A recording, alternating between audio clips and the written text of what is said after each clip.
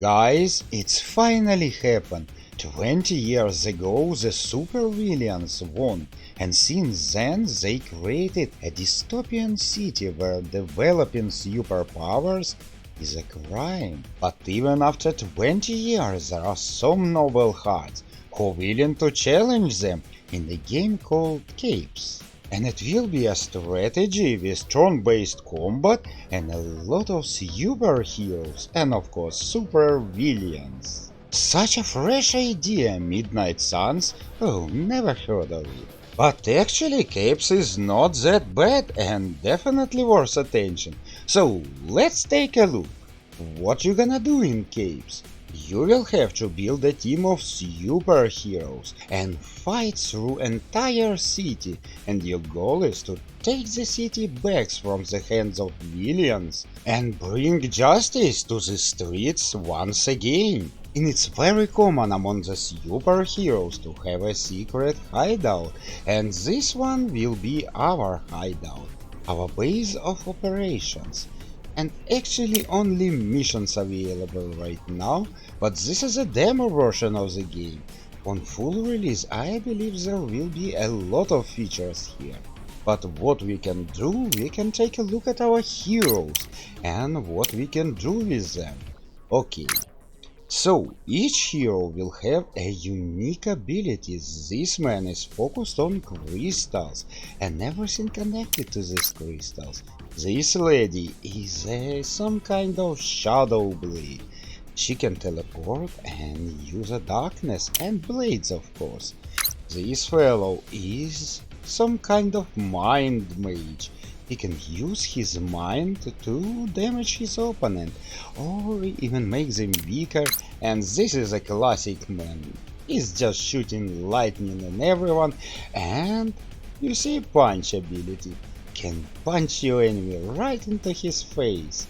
This will be our experience point, and using this experience we can unlock some interesting and new abilities.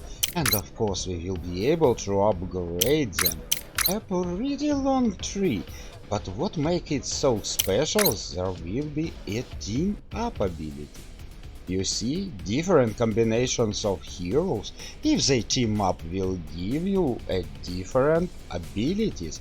This ability, for example, will allow each of your members to teleport through the battlefield. They all basically will use this lady ability. It's very interesting. And of course, we can read a story about each of these heroes.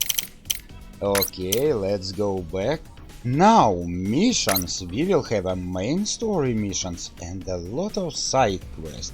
And very often this side quest will develop one of your hero's story. You see, for this mission, this Crystal Man is just must have.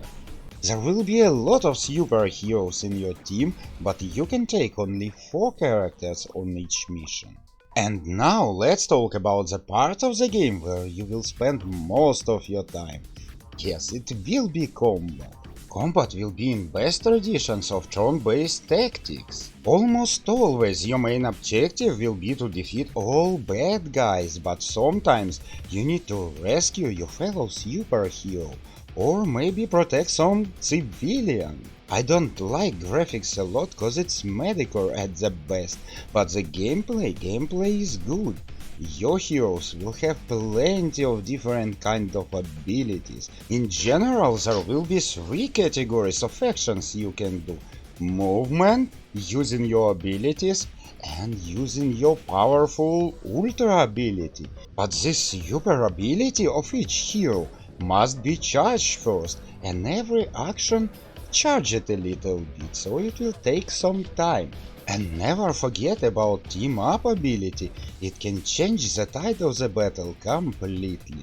Remember, each of your hero have unique set of abilities, but all of they can do simple things like disarming your enemies. And that huge variety of superheroes and their superpowers will make the combat really interesting and fun to play.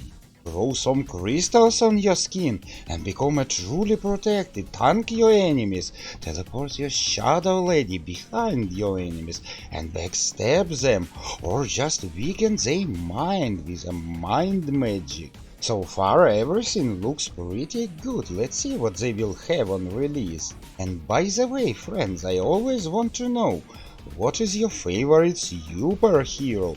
Leave me a comment. Mine will be an Austin Powers, of course, if we can call him a superhero. Thank you for watching, have a good day, and I see you in my next video.